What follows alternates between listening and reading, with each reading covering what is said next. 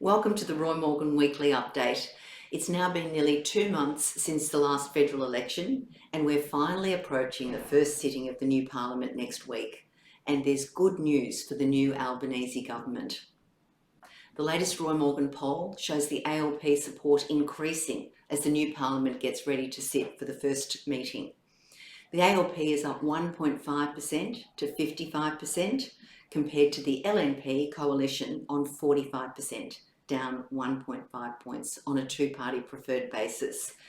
Now, a key factor that likely lifted ALP support was the decision announced by Prime Minister Anthony Albanese to reinstate the $750 payment for those who have no leave entitlements and are forced into a week of isolation by COVID-19.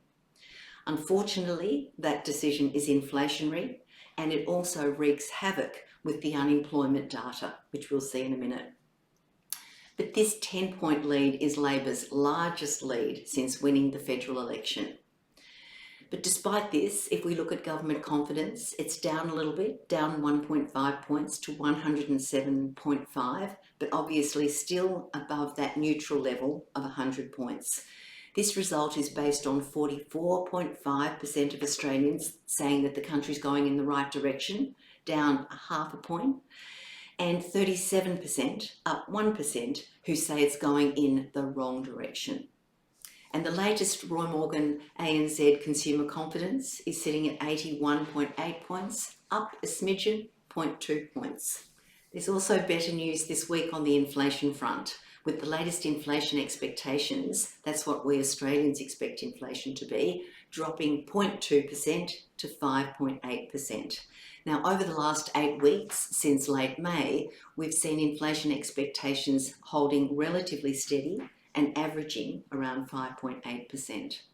Importantly for the RBA, as well as Australians paying off their home loan, the next ABS inflation figures for the year to June 2022 are due next week, and they're widely forecast to show official inflation increasing to 6%. This will likely lead to another interest rate increase from the RBA when it next meets in 2 weeks on Tuesday, August the 2nd. This cycle of inflationary activity, inflation expectations high, continued spending amidst increasing prices and interest rate increases, is being fueled by the illusion of full employment. The ABS is reporting 3.5%, only 3.5% unemployment.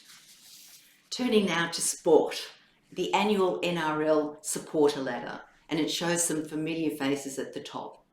Melbourne Storm is the most widely supported NRL club for a second year running, with 1.2 million Australians telling us that they support Melbourne Storm.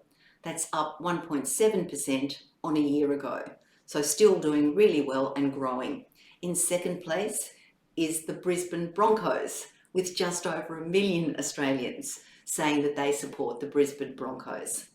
The prize for most growth, though, would go to the Panthers. The Panthers premiership has provided the club with a really big boost, with an increase in support of nearly 40%, 38.9% increase to 307,000 Australians telling us they support the Panthers.